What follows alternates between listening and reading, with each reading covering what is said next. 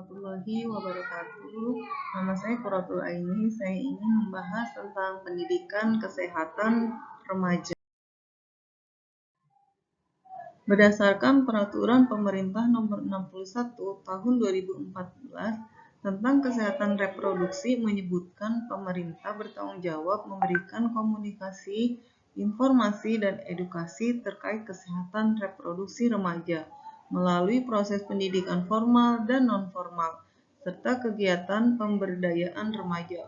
Oleh karena itu, diperlukan sebuah acuan bagi guru untuk menyampaikan materi kesehatan reproduksi dan keterampilan sosial bagi siswa.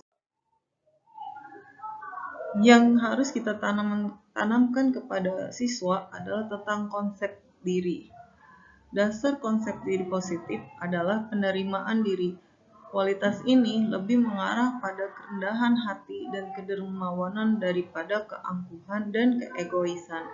Orang yang mengenal dirinya dengan baik merupakan orang yang mempunyai konsep diri yang positif. Pada masa remaja, perubahan biologis, psikologis, dan sosial terjadi dengan pesat. Hal ini menuntut perubahan perilaku remaja untuk menyesuaikan diri dengan kondisi mereka saat ini. Dengan mengetahui berbagai faktor internal dan eksternal yang mempengaruhi problem remaja, maka penting kita pahami bahwa penanganannya perlu dilakukan secara menyeluruh. Beberapa cara yang dapat dilakukan untuk mengatasi tekanan teman sebaya. Yang pertama, berani bilang tidak. Kedua, jauhi atau hindari teman-teman yang berperilaku negatif. Yang ketiga, laporkan kepada guru atau orang tua. Yang keempat, bentuk komunitas belajar dengan teman yang berperilaku positif.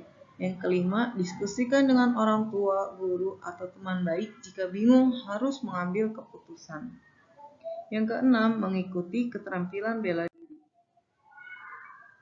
Kita juga harus mengajarkan kepada siswa tentang bentuk cinta negatif, kekerasan dalam hubungan interpersonal, dan deteksi kekerasan.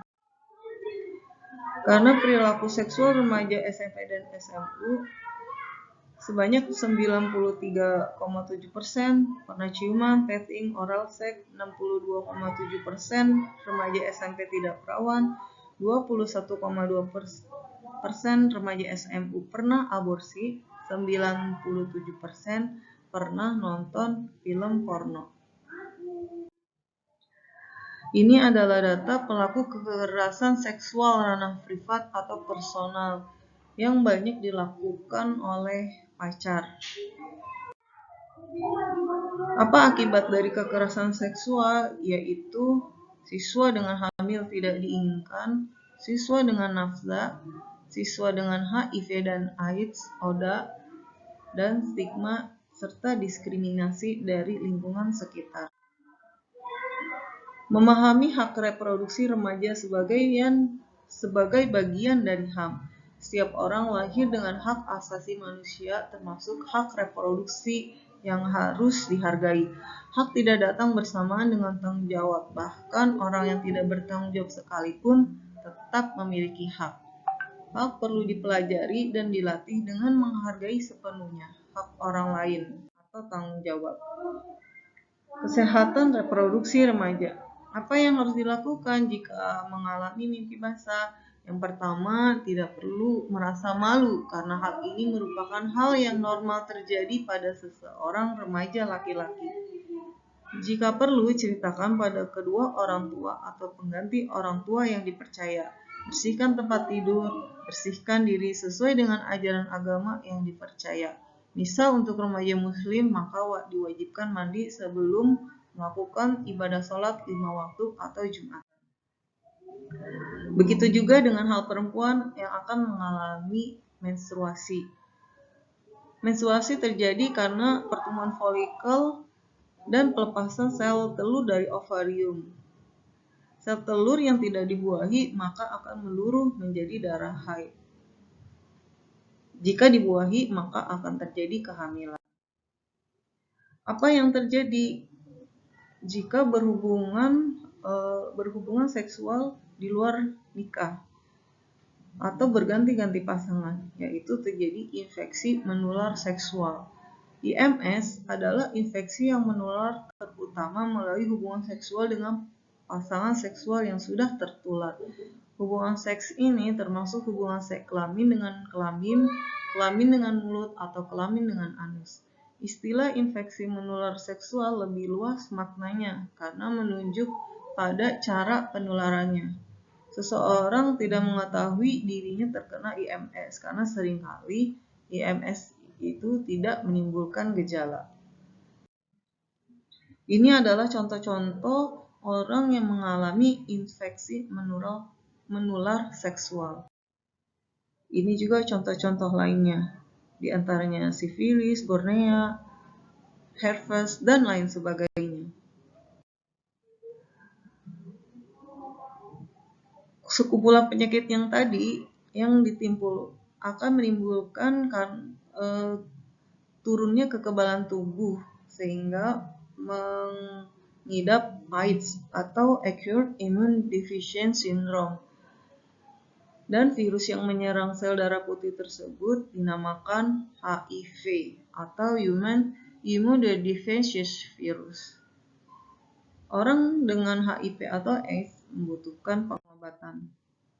Bagaimana agar tidak terkena HIV atau AIDS tersebut? Yang pasti adalah tidak berhubungan seks bebas. Yang kedua, jauhi narkoba. Kenapa? Karena jika seseorang menggunakan narkoba dan telah turun kesadarannya, maka mudah sekali untuk berhubungan seks. Yang ketiga, jauhi penggunaan jarum suntik bergantian. Ini adalah narkotika yang mengakibatkan kesadaran menurun, daya hayal atau halusinasi, menimbulkan daya rangsang, dan menimbulkan ketenangan serta ketergantungan.